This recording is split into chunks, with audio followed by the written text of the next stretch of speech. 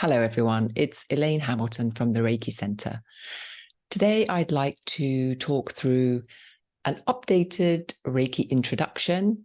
For those of you who've been following me a while, I have got quite a few introductions to Reiki in the past. But today I thought I would like to kind of come at it from a slightly different angle, particularly since in the last year or so, I've been playing around with this idea or concept of the self-attunement. And I know that has actually stirred up quite a lot of interest with a lot of people. So I'd quite like to talk a little bit about that in the context of Reiki. So right back to basics, Reiki is simply a Japanese word. It means universal life force. It means lots of other things as well. As many things in Japanese, the words have many different meanings. So it could also mean spiritual, like the rei and the ki. Often the rei is like the spiritual aspect, and then the ki is like the Chinese qi, that is the energetic, the body energetic system. So it's like this bridging between the two. It's the capacity for us to harness a more universal, more mysterious force that is underlying the natural flow of life itself, of the universe itself. And I know that sounds kind of amazing, but at the end of the day, when we think about our own awareness, then it is a kind of mysterious, fascinating, crazy thing if we think about it. And what we tend to do is we tend to get very quickly from childhood enmeshed in our own thinking and our own belief systems and the belief systems of those people around us, and that forms our personality. So we have this idea that we are a personality that is unchanging and unable to change. You might think of yourself as an impatient person, or you might think of yourself as somebody that easily angers, or somebody who's scattered, or somebody who's disorganized, or whatever labels you are putting on yourself. These are essentially just labels. And when we track back to the first time, the first moment you could remember anything of yourself peering out of your own eyes. And some people, they might be able to remember their first day at school. Some people might be able to remember an incident that happened to them when they were 2 years old. They might have flashes, like you might have flashes of memories of when you were very young. Perhaps your first memory is when you're 7, 8, 9 even. But think about that child and that first memory. There's a certain you-ness about it. You peering out of your eyes. And fast forward now, decades later, it's still the same you. So that essence is really what I'm referring to when I talk about you. I'm not talking about all your belief structures, because those have changed. So the first memory you ever had, what you now believe yourself to be, is a very different person. And any ailments, any pains, any whatever that you now carry around with you were probably not present when you were 2 or 3 or 5 or 7 or whenever that first memory was. If you have a lot of pain now, perhaps you didn't have it then. Now, of course, I'm not referring to genetics in terms of like if you came into the world with certain illnesses and ailments and weaknesses, so-called weaknesses, then that's one of those things that you are carrying through life. That is part of your essence. That is part of your biology. But I'm talking about the more mental suffering that we carry around with us, and the anguish and the trauma and all the other stuff that can often make up parts of our reactivity in our personality. Now, I know I've gone off on a bit of it's like, what's this got to do with Reiki? But actually, what I'm trying to describe to you is to get more clarity around what you assume is you.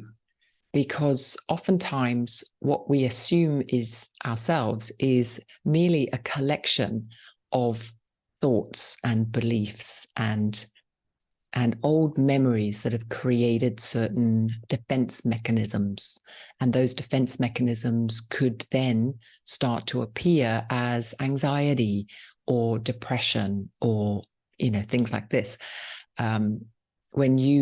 If you just watch children, very young children, their joy for life, their bubbling enthusiasm, their curiosity, it is across the board.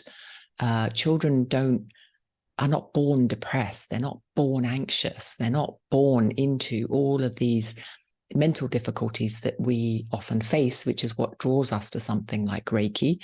And the same with physical things. Like, they're not necessarily born into pain or suffering. These are things that we take on, and often they are triggered by childhood trauma, or they're triggered by just events that happen, ways that we look at life ourselves. So there's a lot of stuff that we are adding to the natural flow of our own inner life force. And I think most of us can be like, yeah, that makes sense. So when I refer to Reiki as universal life force, there's this bridging that happens. If you imagine that the universal life force is completely neutral, it is just the flow of evolutionary life. It is the movement of energy that wants to create life. And you can see that all around you. Life wants to live, right? Whether it's in nature, whether it's that plant that is growing out of brickwork, whether it's all the creatures that survive in very difficult conditions in the desert or in the deep ocean. Life is everywhere, and it is constantly erupting into its many, many forms. And we are one of those forms. So we are part of that process that wants to live. Now, the thing is our beliefs and our thoughts want to live too. They're also energy forms. And so if you think about how this bursts out, there are many, many different thoughts that are coming out of our mind all day long. Some people would say that we have 70,000 to 100,000 thoughts a day. And if you think about that, it's kind of, how many of those are we consciously aware of? If you have a very, very active mind, you might still only be aware of about 10,000 of them, 20,000 of them. And so that means there's 50 to 60,000 of them that are completely unconscious, just buzzing around, but we don't necessarily consciously grab them and become aware of them. Now, this actually makes for quite an interesting soup. It means that you have all of this capacity within your system to choose different thoughts. And so for those of you who feel very stuck in certain thinking patterns, this is a real opportunity, like, to really think about this. This is just a truth. This is something that has been measured, and don't know how they measured it, but anyway, let's assume they know what they're talking about, these experts in thinking. But there is a huge capacity. What it really means to me anyway is there's a huge capacity to change many of our thinking structures. And if you imagine you can change your thinking structures, you can also imagine that would have quite a big impact on your life. So when we talk about Reiki, to come back into Reiki, I really am flying off. It's amazing to me what comes out sometimes when I put on the record. All this stuff comes out. Anyway, back to the Reiki. So what Reiki essentially is the universal life force in which we flow.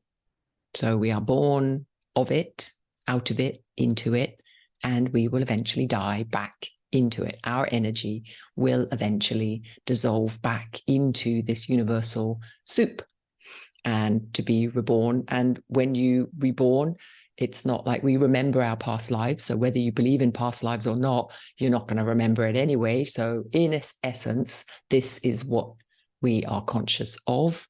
And whatever happens to the soup afterwards, we are no longer conscious of it. So we have this moment in time. Now, One of the amazing things about Reiki, in my opinion, is that it is this direct access point into our most natural flow. And that's the first question to ask yourself is right now, right here, am I in my most natural flow? Does it feel comfortable? Does it feel right? Does it feel and the idea is like you're floating down a river and you are just going with the flow. It's that term, right? Do you feel like you just go with the flow and everything just opens and you have a curiosity, what's around the next corner, what's around the next bend? And I would say that for most of us, we don't feel like that. Sometimes we feel like that, particularly when we're on holiday and lying by the beach with a pina colada. Great, now we're in flow. But the rest of the time, when you're trying to navigate your job, when you're trying to get your kids to school, when you're trying to manage your life, do your taxes, then it doesn't feel like flow. So the Reiki part is universal life force. This is your flow. And then you've got yourself and your rather uptight thinking patterns, and this is out of flow. So when we talk about being in flow, we don't necessarily mean that you are not doing the right thing, because you're anxious, so therefore you need to change your life. I mean, this isn't actually what we're talking about. We're talking about you are sitting in your flow. Let's say you're on your river, you're sitting in your flow and you're either scrabbling the oar, trying to get back upstream, or you're trying to get to the side, or you're trying to manage, thinking what could happen next? Maybe there's rapids, maybe there's this, maybe there's that. So the whole body is tense and you're paddling frantically backwards and forwards, trying to control something that essentially is unseen because it's around the corner, right? Or you're trying to go backwards to part of the scenery upstream that you enjoyed. And so you're trying to grab hold of that, trying to keep hold of that. But of course, the river is flowing forwards, like time goes forwards. Whatever happens, and we're on to the next thing. So when we discuss flow and we talk about flow, now again, a very overused thing, be in the present. Well, you can't actually be in the present. You are in the present. It's not like you can be in it. You are it. So this present moment is, what are you doing in it? So when you're in this present moment, are you just relaxing like you're on holiday and just curious as to what the next moment brings? Or are you frantically paddling, controlling, trying to, all this stuff? And that's essentially what we're trying to do with Reiki. All we're trying to do is open to more balance. And whether that is going to a Reiki class yourself and getting an attunement from a Reiki teacher, or whether that's attuning yourself at home, listening to an audio, or just calling in the Reiki, it doesn't actually matter. It's the same process of opening. Now, again, as I've said in other videos around the self-attunement, I personally believe that there has been an opening. And this is something I'm very interested in non-duality as well, and waking up in general to this whole process I'm describing, like really waking up in your canoe or your raft or wherever you are on the river and realizing, oh my God, not only am I frantically paddling for nothing because I am already being flowed, and I already am, but actually I'm also everything. I'm the water, I'm the direction, I am the flow. So you're paddling against yourself frantically, which is really funny. Anyway, that's not Reiki, but I am very interested in this whole movement towards being more, seeing the truth of what's really going on.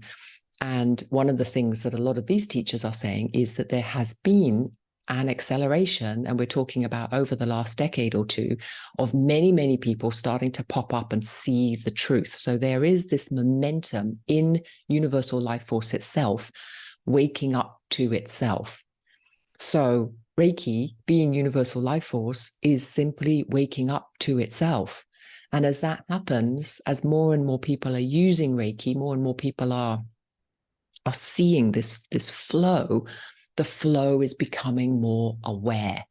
Now, that to me is one of the key criteria, which is why the self-attunement is opening up, because it's much more accessible. And I talk in other videos about the morphic field and how that morphic field is becoming more and more juicy, bigger, more accessible to people, and hence why people are able to attune themselves to Reiki and access Reiki without the help of a Reiki master. So you make of it what you want, whether you believe me or don't believe me. If you don't believe me, go and get an attunement from a Reiki master. That's absolutely great too. Then it's like a guaranteed stamp and you know, okay, I've got Reiki to practice on myself. But if you're interested in just feeling Reiki for yourself, then again, I'll put a link to my little audio and you can try that for yourself and just see what happens. And the thing is, it's also to see what happens ongoing as you work with Reiki. Like when you place your hands on your body, the thing is to start to notice if there's like this vibrational difference. So as people who are tight, so you're either in flow. If you're in flow, everything is open. Like you are completely open to the elements, right? Whatever is coming in, you're totally present. Whatever is happening next is what's happening next. There's no resistance. This is when we are completely in flow. Now, when you put it like that, there's always going to be little moments of your day where you notice, oh, I am resisting this. And it could be something that happens, like you're driving and someone cuts across and you have this kind of response where you back away. Now, there is a response that is a pure caution. You know, you're putting on the brakes and you're doing all that stuff to keep yourself safe. That's still in flow because, you know, you want to keep yourself safe. But then there's that other part, that resistance, which is thinking that shouldn't have happened, or why did they do that, or what's going on? That is out of flow, right? Because now you're in resistance to the fact that somebody cut very, very closely in front of you. So starting to notice the enormity, simply the enormity of how much resistance we have to our daily life. And then let alone all the other stuff that's going on. If you turn on the news, just watch your resistance to the news. It's like all these things that start hitting you, and the real issues that you start to notice your belief systems. This shouldn't be happening. That shouldn't be happening. The other shouldn't be happening.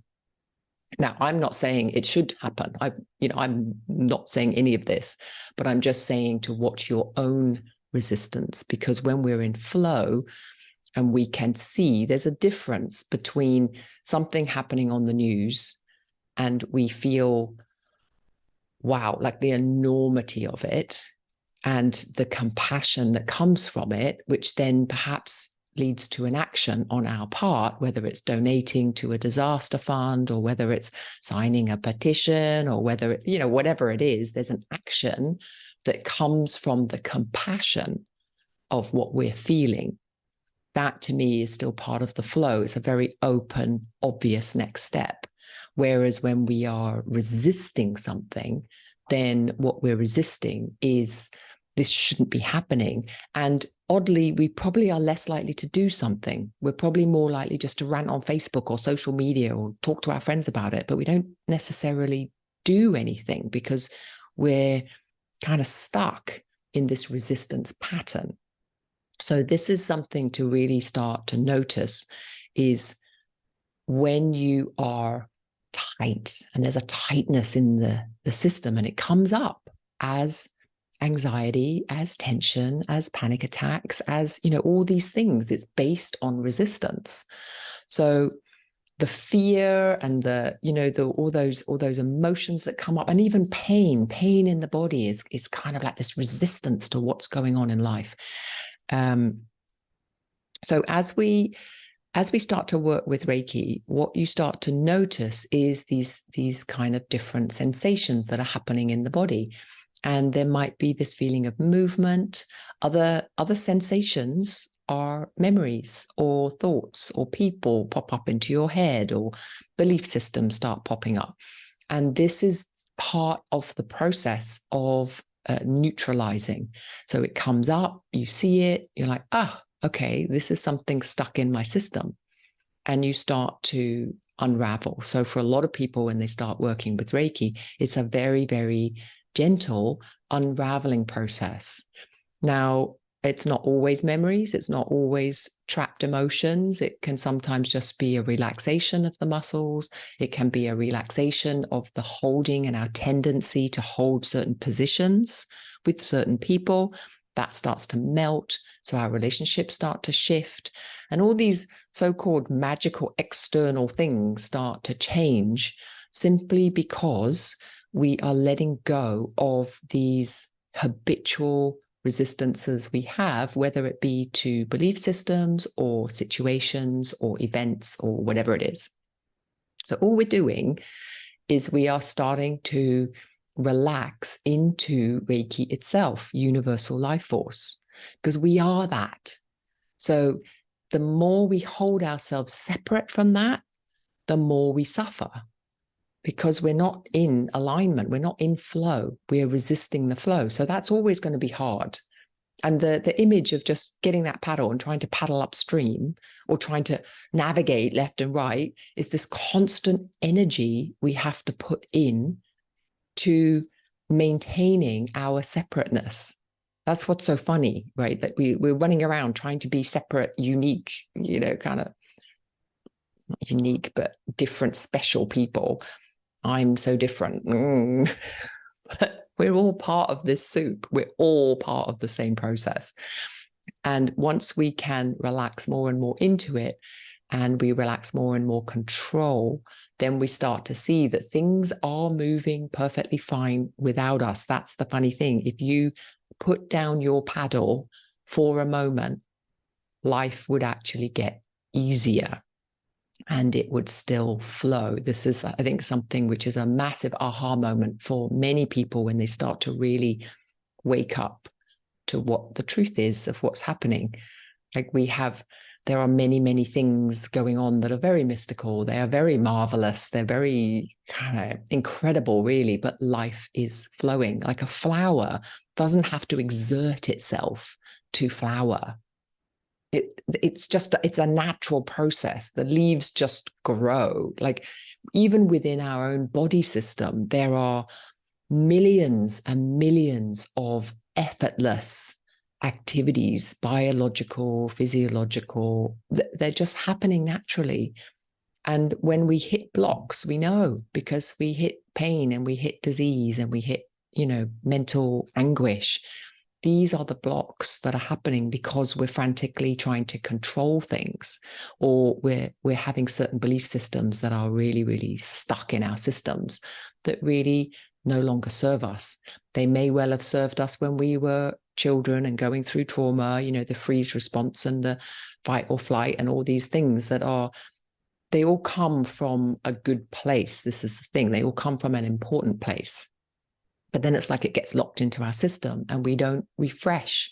We don't upgrade our programs. We don't relook at things now that we're adults and go, okay, when I was younger, I couldn't say no because it just wasn't an acceptable response. But now as an adult, I can.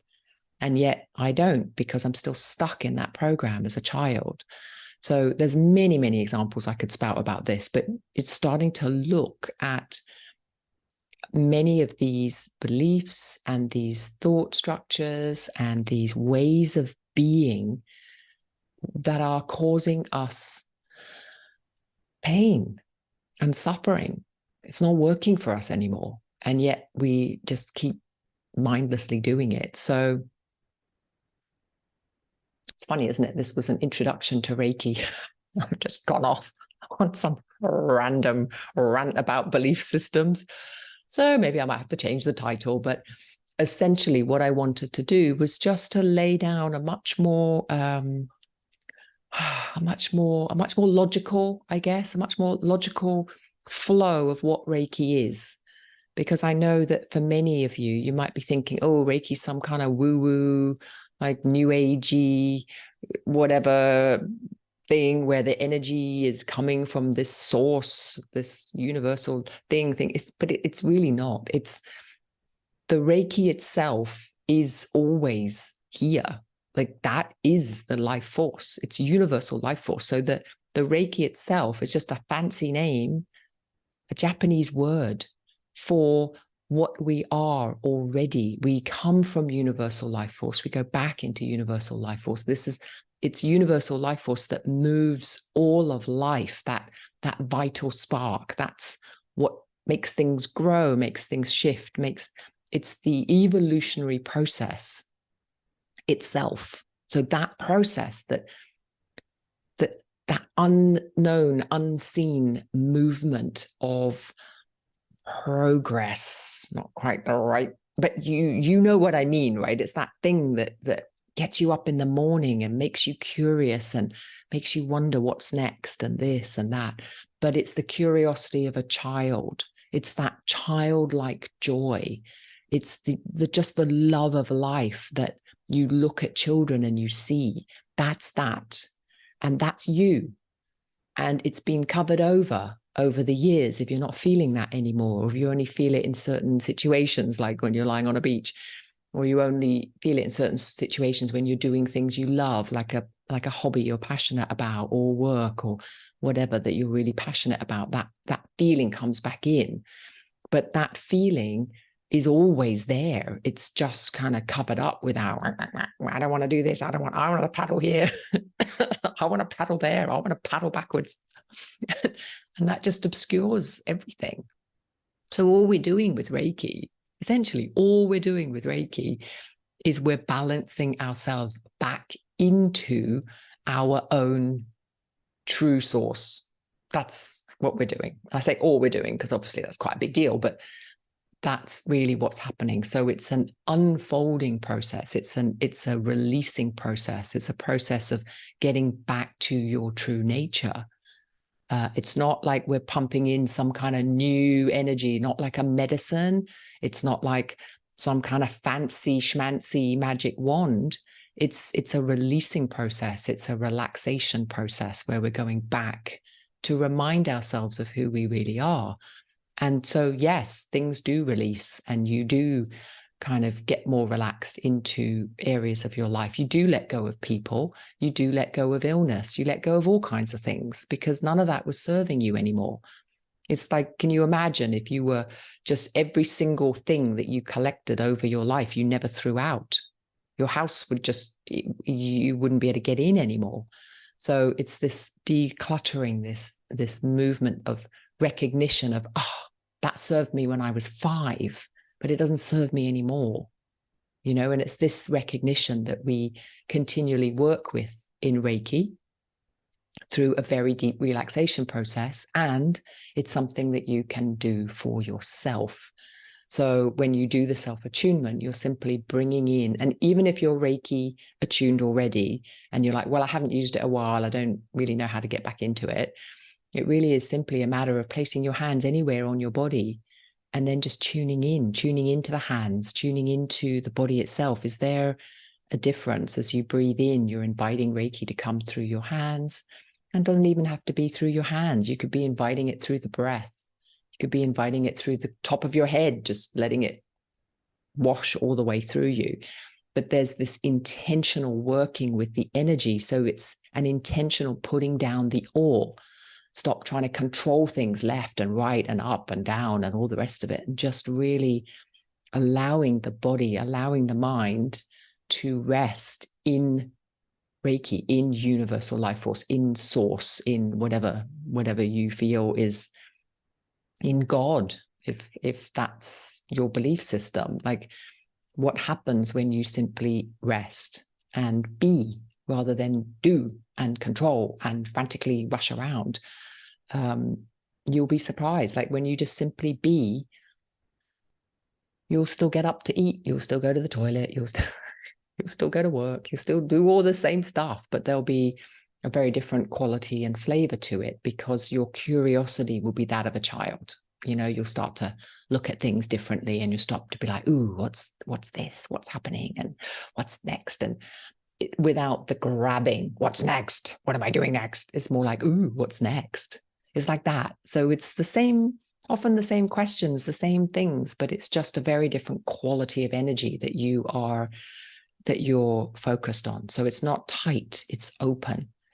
And that's really all we're doing with Reiki. We're just opening ourselves so that we can see who we truly are and where we truly are on our own river and what's going on, and that level of acceptance and compassion that starts to come in with all of that. So hopefully that's piqued your interest if you are new to Reiki and wondering what is all this stuff. And if you are a Reiki practitioner already and you've been using it in quite a tight way, perhaps there's a lot of rules, regulations, restrictions, do this, do that. Just open. It's not about somebody else's rules. It's about you letting go of that awe that is trying to row your raft left and right and up and down and all over the place, and just relax and see that it moves itself. It flows itself. Life force is going to open you. You are going to grow. You're going to go into the next thing. I mean, it's inevitable. You are part of the entire universal expansion. It can't be anything else. You can't run around and control everything in the universe. It's just not a possibility. And even that belief system is completely illogical. So start to really question, like, what are all these things that I'm rushing around trying to do and trying to control and trying to manage? And surely if I just rested and really allowed the energy to come to me, then it would unfold much more easily and much more gently and much more obviously, and I would know what to do. I would know how to respond, rather than constantly reacting and panicking and anxious and depressed and all those horrible things that we don't really want to be like, right? It's not enjoyable. It's really not very enjoyable. So enjoy your life on a raft, relaxed with a pina colada. All right, that's enough from me. Blah, blah, blah. Hope that was helpful. And see you next time. Thanks for watching. Thanks for listening.